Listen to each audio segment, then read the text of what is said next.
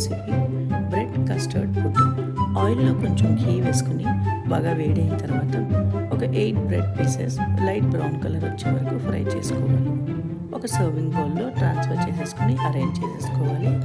ఒక బౌల్లో 250 ml పాలు వేడి చేసుకుంటూ అలాగే ఇంకొక చిన్న బౌల్లో 2 టేబుల్ స్పూన్స్ కస్టర్డ్ పౌడర్ వేసుకుని చల్లని పాలు అంటే కోల్డ్ మిల్క్ వేసుకొని మిక్స్ చేసుకొని రెడీ పెట్టుకోవాలి. పాలు వేడిన వెంటనే ఈ కస్టర్డ్ మిక్స్ దాంట్లో వేసుకొని 3 టేబుల్ స్పూన్స్ పౌడర్ షుగర్ వేసుకొని దగ్గర పడే వరకు బాయిల్ చేసుకోవాలి.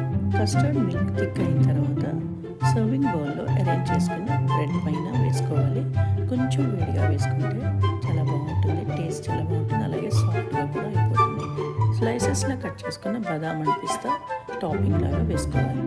ఫ్రిడ్జ్లో పెట్టుకుని ఒక 1 hour తర్వాత ఇలా కట్ చేసుకుని తింటే బ్రెడ్ కస్టర్డ్ పుడ్డింగ్ రెడీ.